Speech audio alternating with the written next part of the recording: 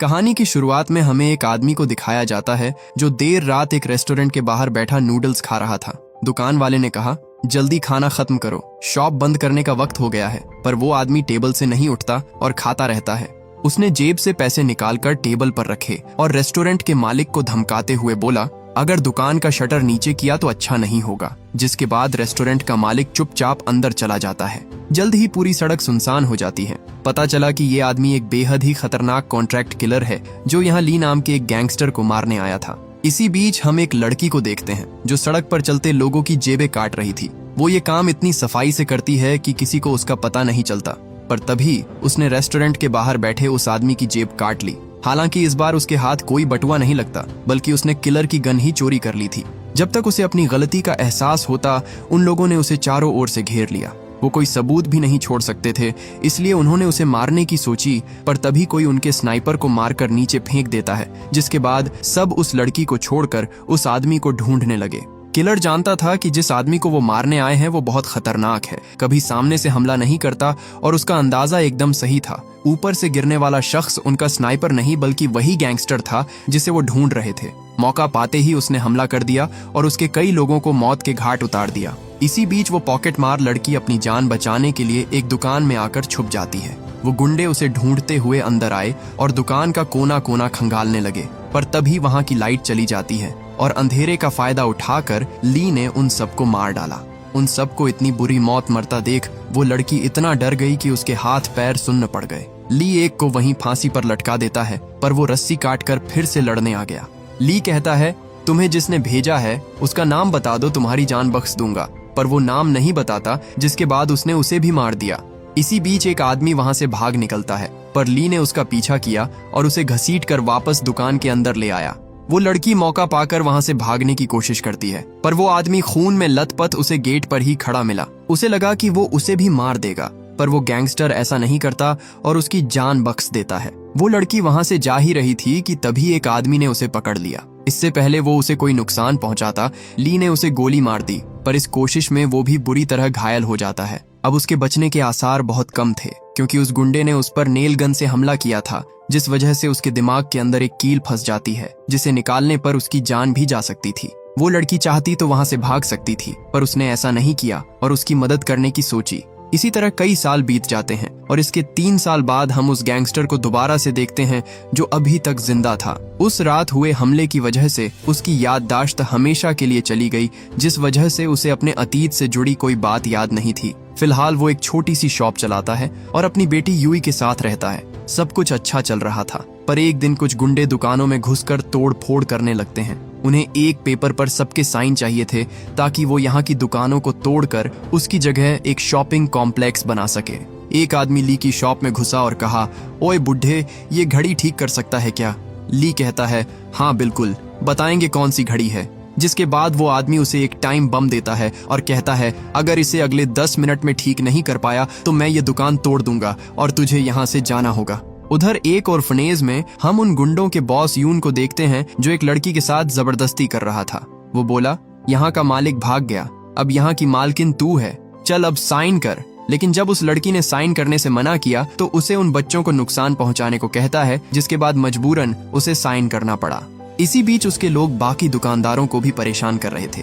उन्होंने सैलून चलाने वाले को गंजा कर दिया और मसाज वाले की पीठ छीलकर उन्हें बहुत जलील किया, ताकि सब डर कर पेपर पर साइन कर दें। लेकिन ये दुकानें ही उनकी कमाई का एकमात्र जरिया थी, इसलिए कोई भी कॉन्ट्रैक्ट पर साइन नहीं करता, चाहे इसके लिए उन्हें अपनी जान ही क्यों न गंवानी पड़े। पर तभी यूई ने सबको बताया, अंकल ली ने सबको कहा है कि वो पेपर पर साइन कर दें। ये सुनते ही सबने तुरंत पेपर पर साइन कर दिए, क्योंकि ली की बात कोई नहीं टालता था। यून के लेफ्ट हैंड ने उसे बताया, बॉस, ली को छोड़कर सबने साइन कर दिया है। जिसके बाद यून उसकी दुकान के बाहर आकर खड़ा हो गया और देखा कि वो तो सच में उस घड़ी को ठीक कर रहा है। ली उस बॉम्ब को लेकर बाहर आया और उसे यून के हाथ में रखकर उसका डायल घुमा दिया। उसे लगा वो मजाक कर रहा है, पर तभी उस बॉम्ब का टाइमर चालू हो जाता है, जो देख वो बुरी तरह डर गया। यून ने बॉम्ब को फेंकने की कोशिश की, पर ली ने उसे इतनी कसकर पकड़ रखा था कि वो अपना हाथ छुड़ा नहीं पाता। इससे पहले उसके चीथड़े उड़ जाते यून अपनी पूरी ताकत लगाकर उस बॉम्ब को दूर फेंक देता है। हालांकि वो बम फटता नहीं, क्योंकि ली ने पहले ही सारे एक्सप्लोसिव्स निकाल दिए थे। उसने कहा, अब बहुत हुआ, पागलपन मत करो, पर यून कहाँ किसी की सुनने वाला था। उन सब के बीच जबरदस्त हाथापाई होती है और इसी बीच एक गुंडा यूई को नुकसान पहुंचाने की कोशिश करता है, पर ली ने एंड मौके पर उसे बचा लिया। इसके बाद ली गुस्से में अपनी शॉप में गया और वहां से एक गन उठाकर उसे यून के सर पर तान दी। ली बोला, ये सब बंद कर दो वरना गोली मार दूंगा। पर यून को लगा कि ये गन भी उस बॉम्ब की तरह नकली है, इसलिए वो उसे जरा भी सीरियस नहीं लेता, पर गन में सच में गोली थी। ली के ट्रिगर दबाते ही गोली चल जाती है, जिससे यून मरते मरते बचा। ली को खुद यकीन नहीं होता कि आखिर इस गन में गोली आई तो आई कहां से, क्योंकि ये वहां सालों से खाली पड़ी थी। जो भी हो, लेकिन इसके बाद यून और उसके गुंडे डरकर वहां से भाग जाते हैं। कुछ ही देर में वहां एक पुलिस वाला आया जो पूछताछ के लिए ली को अपने साथ पुलिस स्टेशन ले जाता है। अब क्योंकि वो ली को जानता था, इसलिए वो उस पर कोई केस नहीं बनाता। उस गन के साथ साथ उन्हें उसके घर में 7 लोगों के पासपोर्ट भी मिले थे, जिसके बारे में ली को कोई आइडिया नहीं था। साइमन उसकी मदद करता है और कहता है, अगर कोई पूछे तो यही कहना कि तुमने उन गुंडों को डराने के लिए गोली चलाई थी। ली हैरान था कि आखिर वो आज उस पर इतना मेहरबान क्यों है, लेकिन फिर उसे पता चला कि असल में साइमन उस ऑर्फनेज वाली लड़की को पसंद करता था और उससे जानना था कि उसका कोई बॉयफ्रेंड है या नहीं। इसके बाद साइमन कुछ सवाल जवाब के लिए उस लड़की के पास जाता है। वो बिना दरवाजा खटखटाए उसके कमरे में घुस गया और देखा कि किम नहा रही थी, जिसके बाद वो तुरंत बाहर निकल जाता है। यूई, जिसने उसे देख लिया था, कहती है, इस डोनेशन बॉक्स में पैसे डालो वरना मैं सबको बता दूंगी कि आप किम को नहाते हुए देख रहे थे। साइमन बोला, ऐसा नहीं है, तुम गलत समझ रही हो। पर यूई बहुत चालाक थी, वो उसके सारे पैसे डोनेशन बॉक्स में डलवा लेती है। साइमन किम को बहुत पसंद करता था क्योंकि वो दिल की बहुत अच्छी थी, लेकिन बेचारे को उसके पास्ट के बारे में कुछ नहीं पता था। असल में 3 साल पहले ली ने जिस पॉकेटमार लड़की की जान बचाई थी, वो कोई और नहीं बल्कि किम थी। उस दिन से ही किम नए नाम और नई पहचान के साथ इस शहर में रह रही है। इसी बीच हम ली को देखते हैं जो अपने पुराने दोस्त होंग से मिलने जाता है। आज जो हुआ उसे लेकर वो बहुत परेशान था। उसने होंग से पूछा कि 3 साल पहले मेरी दुकान में कुछ हुआ था। मैंने काफी कोशिश की पर मुझे कुछ भी ठीक से याद नहीं आ रहा। होंग अगर उसे सब सच बता देता तो ली उसे पागल समझता और कभी उसकी बात पर यकीन नहीं करता। इसलिए उसने उसे वो रात याद दिलाने की कोशिश की जिस रात उस पर हमला हुआ था। होंग ने उसे नूडल्स का बाउल थमाया और उसके सर पर एक रेनकोट डालकर ऊपर से पानी गिराने लगा। ली को लगा वो पागल हो गया है, पर होंग कहता है, बस चुपचाप नूडल्स खाते रहो, तुम्हें सब याद आ जाएगा। ली ने वैसे ही किया और कुछ ही देर में उसे आईने में उस किलर का चेहरा दिखाई देने लगा जो उस रात उसे मारने आया था। इसी बीच होंग ने पीछे से गन निकाली और उसे शूट करने ही वाला था कि तभी ली उसे पकड़ लेता है। हालांकि ये सब बस उसका वहम था। होंग कहता है, देखा, तुम फंस गए ना मेरे जाल में, तुम गन चलाना अभी भी नहीं भूले। ली को लगा कि होंग बस मजाक कर रहा है, जिसके बाद वो उठकर वहां से चला गया। पर इतने सालों में ये पहली बार था कि उसे अपने अतीत की झलकियां दिखाई दी। उसके दिमाग ने सच और वहम के बीच की दीवार तोड़नी शुरू कर दी थी। वहीं साइमन किम से अकेले में कुछ सवाल जवाब करता है। वो कहता है, 3 साल पहले अंकल ली की शॉप में कुछ हथियारबंद लोगों ने चोरी की थी। चोरों के बारे में किसी के पास खबर नहीं है, लेकिन मैंने गवाहों के बयान पढ़े हैं। उस हादसे के कुछ दिन पहले ही किसी ने तुम्हें वहां देखा था। तो बताओ, तुम वहां क्या कर रही थी? किम तुरंत समझ जाती है कि अगर वो ऐसे ही छानबीन करता रहा तो बहुत जल्द उस तक पहुंच जाएगा। इससे अच्छा था कि उसे जो चाहिए वो उसे दे दे। वो बोली, ऑफिसर, मुझे पाने की कोशिश कर रहे हो या फंसाने की? किम उसके और करीब आई और कहा, मैं अंकल ली के लिए कुछ भी कर सकती हूँ, बस तुम उन्हें परेशान मत करो। पास आते आते वो उसके बहुत करीब आ जाती है, पर तभी साइमन बोला, ठीक है, मैं उनका नाम क्लियर करवा दूंगा। साइमन दिल का अच्छा आदमी था। वो कहता है, मैं नहीं चाहता कि अगर हम दोनों के बीच में सच में कुछ होता है तो उसकी वजह अंकल ली हो। वो चुपचाप वहां से चला गया, पर तब तक किम ने बड़ी चालाकी से उसकी जेब से अंकल ली के खिलाफ सारे सबूत निकाल लिए थे। उसने देखा कि सब पासपोर्ट एक से नहीं है। साइमन को कभी अंकल ली पर शक नहीं होगा, जिसके बाद उसने यूई को उसे ये पासपोर्ट्स वापस लौटाने को कहा। यूई अंकल ली के पास आती है और देखती है कि उन्हें बहुत चोट आई थी। उसने उन्हें पट्टी बांधी और कहा कि दोबारा कभी किसी से ना लड़े, पर तभी उसकी नजर पासपोर्ट की फोटो पर पड़ती है। उसने देखा कि ली की आंखें सभी पासपोर्ट्स में छपे लोगों की फोटोज से मेल खाती थीं। उसने कहा, अंकल, ये सारे आपके हैं, मैं इन्हें वापस देने आई हूँ। पर ली कहता है, नहीं बेटा, ये सब मेरे कैसे हो सकते हैं? देखो, ये सब अलग लोग हैं। लेकिन यूई उन सब के चेहरे छुपाकर ली को सिर्फ उनकी आंखों पर ध्यान देने को कहती है। जब ली ने गौर से देखा तो पाया कि उन सब की आंखें उसकी आंखों से मेल खा रही थीं। वो कुछ और समझ पाता उससे पहले ही किम ने उससे सारे पासपोर्ट्स छीन लिए और कहा, आप इसकी बकवास पर ध्यान मत दीजिए, मुझे नहीं लगता कि ये आप हो। इससे फर्क नहीं पड़ता कि आप पहले कैसे थे और ना ही इससे कि आगे कैसे रहेंगे। फर्क इससे पड़ता है कि आप अभी कैसे हैं। आप हम सब के लिए मसीहा है और इस बात को कभी मत भूलिएगा। इसके बाद यूई वो सारे पासपोर्ट्स पुलिस को वापस लौटा देती है।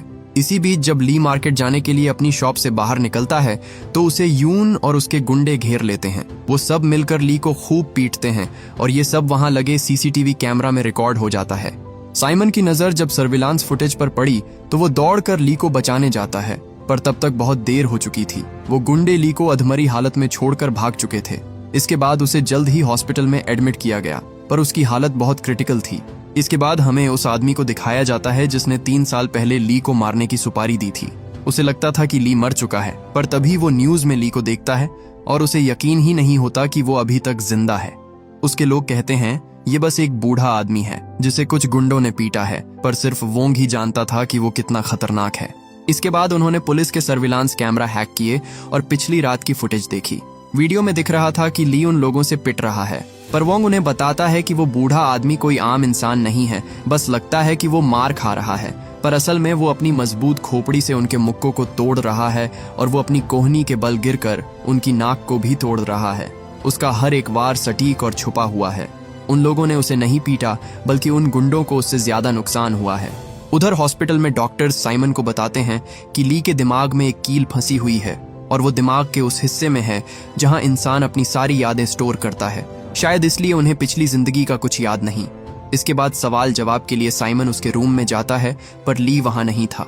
इसी बीच हम यून को देखते हैं जो ली को हॉस्पिटल पहुंचाने के बाद उसकी दुकान को तोड़ देता है, पर जैसे ही उन्होंने शॉप की छत गिराई, ऊपर से ढेर सारी लाशें गिरी जो पूरी तरह से डिकम्पोज हो चुकी थीं। ये वही लोग थे जो 3 साल पहले ली को मारने आए थे, पर ली ने उन्हें मारकर दीवारों में चुनवा दिया। उन लाशों को देखकर यून और उसके गुंडे बुरी तरह डर जाते हैं। उनमें से एक बोला, अंकल ली, मैं आपके घर को फिर से ठीक कर दूंगा, प्लीज हमें कुछ मत करना।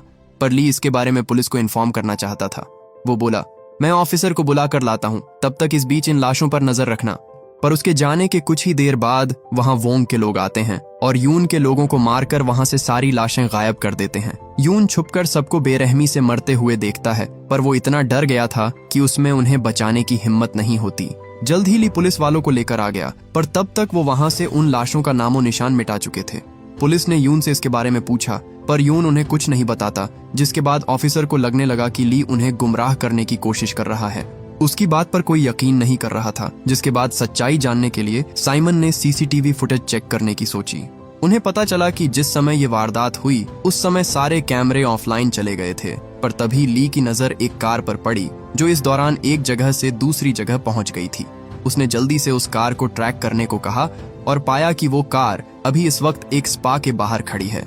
दोनों जल्दी से वहां पहुंचे और उन्होंने देखा कि कुछ लोगों का एक ग्रुप उन लाशों को डिस्पोज कर रहा था। साइमन उन्हें रंगे हाथों अरेस्ट करना चाहता था, पर ली उसे समझाता है कि वो लोग बहुत खतरनाक हैं, वहां अकेले जाना सही नहीं। लेकिन साइमन कहाँ उसकी सुनने वाला था। वो हाथ में गन लिए अंदर घुस गया, पर वोंग को उसकी मौजूदगी का पता चल जाता है, जिसके बाद उसने उसका ध्यान भटकाने के लिए अपने लोगों को भेजा। उन्होंने कहा, स्पा बंद हो चुका है, पर साइमन बोला, मैं बहुत थक गया हूँ, मैं यहाँ से जल्दी चला जाऊंगा। इसके बाद उसने कपड़े बदले और तौलिया लपेटकर अंदर आया। वो देखता है कि वहां कोई लाश नहीं थी, पर तभी उसकी नजर फर्श पर पड़े खून पर पड़ी और वो समझ गया कि इन लोगों ने उन्हें ठिकाने लगा दिया है। वो वोंग की ओर देखकर कहता है, तुम यहाँ के नहीं लग रहे, कहीं बाहर से आए हो क्या? पर वोंग को उसकी दखल अंदाजी बिल्कुल पसंद नहीं आती। वो बोला, इस शहर में कई पुलिस वाले हैं, पर उनमें से कुछ हर साल मारे जाते हैं। इसकी वजह जानते हो? क्योंकि अपनी ड्यूटी के बाद वो घर वापस नहीं जाते और उन केसेस में छेड़खानी करते हैं जो उनके नहीं होते। साइमन समझ गया कि वो उसे धमकी दे रहा है, पर वो किसी की गीदड़ भक्कियों से डरने वाला नहीं था। वो कहता है, तुमने एक क्राइम सीन को बर्बाद किया, लोगों की बॉडी को डिस्पोज किया और अब एक और क्राइम किया है, एक पुलिस वाले को मारने की धमकी देकर। वो अपनी गन की ओर हाथ बढ़ाता है, पर वो वहां से गायब हो चुकी थी। एक लड़की ने उसे पकड़ लिया और उसे डुबाकर मारने की कोशिश की। इसी बीच साइमन देखता है कि उन्होंने सारी लाशें पानी के अंदर छुपाई थीं। इससे पहले वो उसे मार देते। वहां ली आ गया और कहा, उसे जाने दो, पर वोंग जो उसी के इंतजार में था उस पर गोलियों की बारिश कर देता है। ली किसी तरह उन गोलियों से बचते हुए उसके एक आदमी को पकड़ लेता है और उसे खूब मारता है। जल्द ही वहां पुलिस भी आ गई, पर पकड़े जाने से पहले वोंग वहां से भाग जाता है। पुलिस को लगा कि ली ने ही उसे मारने की कोशिश की है, जिसके बाद उन्होंने उसे अरेस्ट कर लिया। साइमन की जान तो बच गई, पर अब वो उन्हें कैसे समझाता कि ली ने ये सब नहीं किया। सीनियर अफसर कहता है, हमें जो भी सबूत मिले हैं वो सारे तुम्हारे खिलाफ है। तुम्हारी शॉप में जो लाशें मिली वो सब गंभीर रूप से घायल थे। ऑटोप्सी से पता चला कि उन सभी को एक ही गन से मारा गया था। अपने ऊपर इतने संगीन इल्जाम सुनकर ली बहुत घबरा जाता है। वो बोला, सर मैंने ये सारे मर्डर्स नहीं किए। पर अफसर कहता है, मेरे साथ गेम मत खेल समझा। मैंने पागलों का नाटक करने वाले कई क्रिमिनल्स देखे हैं। साइमन कहता है कि वो निर्दोष हैं, पर सीनियर अफसर ने उसे बताया कि ली इस केस का मेजर सस्पेक्ट है। हमने उसका फुल बॉडी चेकअप करवा लिया है। इसके सर के अंदर उस कील के अलावा इसकी बॉडी पर 21 और जख्मों के निशान हैं। 4 चाकू के जख्म, 13 गोलियों के जख्म, बम के 3 जख्म और 9 ऐसे जख्म जो इतने गंभीर है कि उनसे जान भी जा सकती है। साथ ही उसने उसे पिछले 20 सालों में हुए सारे मास मर्डर्स की फाइलें दिखाई और हर क्राइम सीन पर उन्हें एक ही पैटर्न मिला जो उन 7 लोगों के मर्डर्स से मेल खाता है। क्या तुम्हें अब भी लगता है कि वो बस एक आम बुढ़ा है? हमारे सामने जो आदमी है वो असल में एक सीरियल किलर भी हो सकता है जिसने प्रोफेशनल ट्रेनिंग ली है। ये सब जानने के बाद साइमन की बोलती बंद हो जाती है और अब वो भी ली को नहीं बचा सकता था। ली अपनी सेल में बैठा ही था कि तभी वोंग उससे दोबारा मिलने आता है। इस बार वो उसका वकील बनकर आया था। ली पूछता है, तुम कौन हो और मुझे मारने की कोशिश क्यों की? जिस पर वोंग बोला, सच में तुम्हें कुछ याद नहीं? मैं तुम्हें याद दिलाता हूँ कि तुमने क्या किया था। हमें पता चलता है कि 3 साल पहले वोंग ली का स्टूडेंट हुआ करता था और दोनों एक बहुत बड़े माफिया के लिए काम करते थे। पर एक दिन ली ने उन्हें धोखा दिया और अपने बॉस समेत उसके परिवार को मौत के घाट उतार दिया। ली को पता चला कि उसके हाथ मासूम बच्चों के खून से रंगे हैं और उसके पास एक पेन ड्राइव है जिसमें उसके सबूत थे। ली कहता है, मैं ऐसा नहीं कर सकता। पर वोंग बोला, यही सच है, तुम एक कातिल हो। मैं तुम्हें एक मौका दे रहा हूं। जो पेन ड्राइव तुमने छुपा रखा है उसे मुझे दे दो, वरना मेरे लोग तुम्हारी बेटी और ऑर्फनेज के बच्चों को मार देंगे और उनकी मौत के जिम्मेदार भी तुम ही होगे। ली गुस्से में उस पर हमला करता है, पर तभी पुलिस ने उसे पकड़ लिया और उसे लॉकअप में डाल दिया। वहां से जाते वक्त वोंग की नजर यून पर पड़ी। वो जानता था कि उसने उन्हें देख लिया है, इसलिए उसे मारना जरूरी है। जिसके बाद उसने एक सिगरेट जलाई और उसे लाइटर के साथ पावर सप्लाई में रखकर वहां से चला गया। उधर ली अपने अतीत को याद करने की कोशिश कर रहा था, पर उसे कुछ याद नहीं आता। उसे समझ नहीं आता कि वो क्या करे। जिसके बाद उसने यून को उसे मारने को कहा। जब यून ने उसे मना किया तो वो बाकी कैदियों पर हमला कर देता है, जिसके बाद सारे कैदी मिलकर उसे पीटने लगे। उनसे मार खाते वक्त ली के दिमाग में फंसी वो कील अपनी जगह से हिल जाती है, जिससे उसे सब याद आ गया। इससे पहले वो उसे पीट कर मार डालते ऑफिसर्स ने उसे सेल से बाहर निकाल लिया। उसे तुरंत मेडिकल सपोर्ट की जरूरत थी, पर तभी वोंग की रखी सिगरेट से शॉर्ट सर्किट हुआ और वहां की लाइट चली गई। जिसके बाद ली, जो बेहोश होने का नाटक कर रहा था, अचानक से उठ खड़ा होता है और साइमन के सर पर बंदूक रखकर पुलिस स्टेशन के बाहर आता है। उसने कहा, अगर किसी ने चालाकी की तो मैं इसकी खोपड़ी उड़ा दूंगा। इसी बीच वो नोटिस करता है कि वो लोग एक स्नाइपर के निशाने पर थे। उससे बचने के लिए वो जल्दी से एक पिलर के पीछे छुप गया, पर तभी एक बड़ा सा ट्रक पुलिस बैरियर को तोड़कर अंदर घुस आया। ली ने देखा कि ये तो होंग है, जिसके बाद वो जल्दी से वैन में बैठकर वहां से फरार हो गया। पुलिस उनका पीछा करती है, पर उनसे निपटने के लिए होंग के पास एक से बढ़कर एक हथियार थे। ली को पता चला कि 3 साल पहले होंग ने ही उन लाशों को ठिकाने लगाया था और तब से ही उसकी याददाश्त वापस लौटने का इंतजार कर रहा है। होंग ली को बताता है कि तुम्हारे ऑर्गेनाइजेशन छोड़ने के बाद वोंग ने हमारे पुराने मेंबर्स को मारना शुरू कर दिया। उसने अफवाह फैलाई कि बॉस के परिवार को ली ने मारा है और तुम्हें वांटेड घोषित कर दिया गया। हालांकि मुझे भरोसा था कि वो काम तुमने नहीं किया। मैंने वोंग को तुम्हारी मौत के बारे में झूठ बोलकर गुमराह किया ताकि तुम्हें बचा सकूं और सच्चाई सबके सामने आ जाए, पर तुम्हारी याददाश्त ही चली गई। ली बोला, मैं जानता हूं उन्हें किसने मारा है। मेरे पास सबूत भी है, लेकिन पहले हमें वोंग को ढूंढना होगा। उसने बच्चों को किडनैप किया है। बच्चों के बारे में सुनते ही किम कहती है, अंकल ली, आप उन्हें बचाएंगे ना? पर ली बोला, मुझे एक जरूरी काम है, तुम खुद ही उन्हें बचाओ। याददाश्त लौटने के बाद ली एकदम से बदल गया था।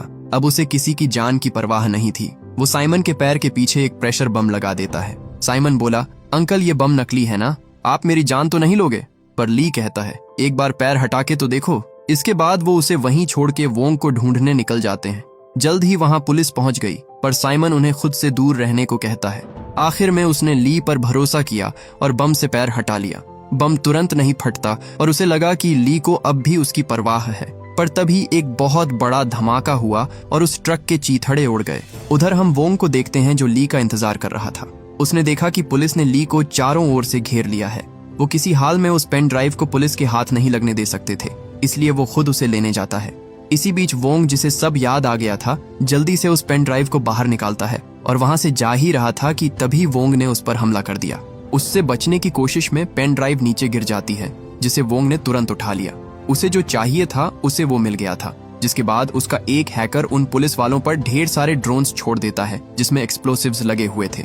उनके फटते ही कई पुलिस वाले बुरी तरह घायल हो जाते हैं, पर तभी ली ने उन सब की मदद की और उन्हें सुरक्षित जगह ले आया। अफसर बैकअप बुलाने की कोशिश करता है, पर उन लोगों ने सारे सिग्नल्स जाम कर दिए थे। एक तरफ कुआं था तो दूसरी तरफ खाई, लेकिन ली के पास इस प्रॉब्लम का भी सॉल्यूशन था। वो सब एक साथ बाहर निकलते हैं। ड्रोन्स ने उन पर हमला करना चाहा, पर तभी उन्होंने एक डिस्को बॉल घुमा दी, जिसकी चमक से ड्रोन्स कंफ्यूज होकर क्रैश कर जाते हैं।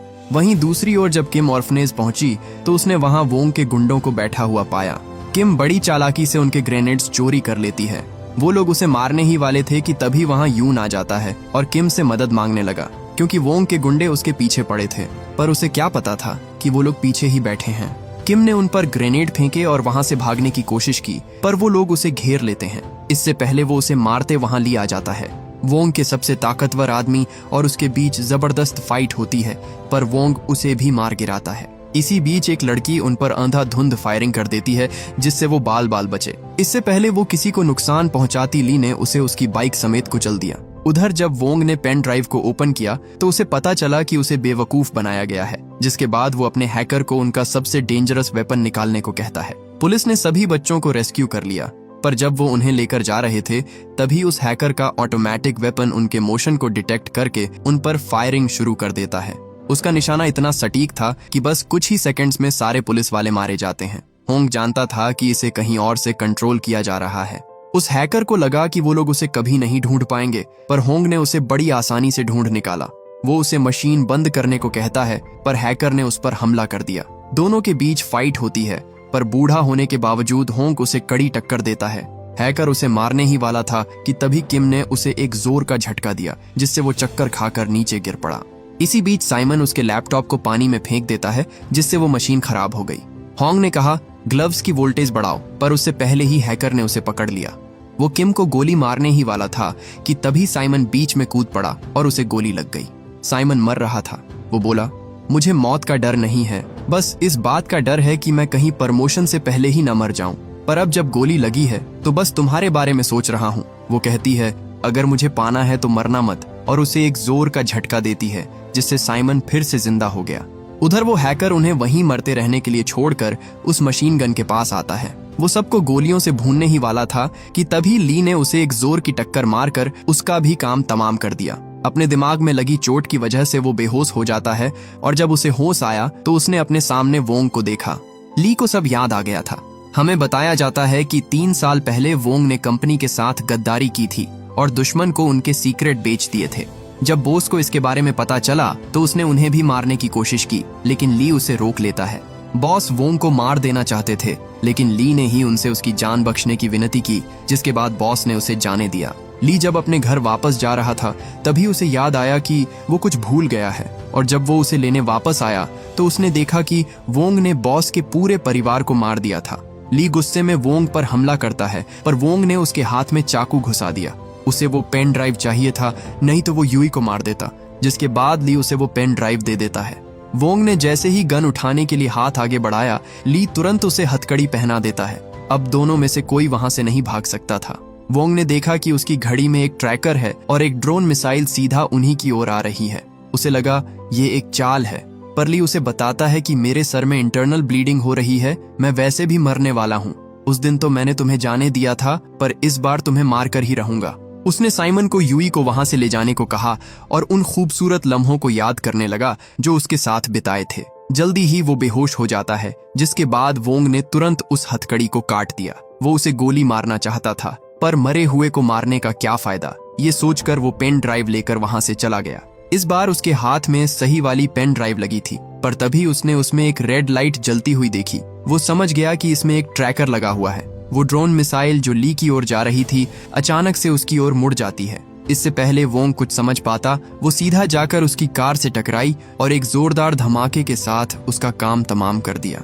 असली पेन ड्राइव तो ली के पास थी, जिसे वो होंग को सौंप देता है। उस दिन के बाद किसी ने ली को नहीं देखा। किसी ने कहा कि उन्हें जिंदगी भर के लिए जेल में डाल दिया गया, तो कुछ कहते हैं कि वो हॉस्पिटल में ही मर गए। उनका अंत जो भी हो, पर इस बस्ती का हर एक इंसान अंकल ली की कहानी जानता है। आखिर में हमें दिखाया जाता है कि यून अपने अंदर सुधार कर अच्छाई के रास्ते पर आ जाता है और साइमन को उसका प्रमोशन मिल गया। और इसी के साथ ये मूवी यहीं खत्म हो जाती है। उम्मीद करता हूँ कि ये कहानी आपको पसंद आई होगी।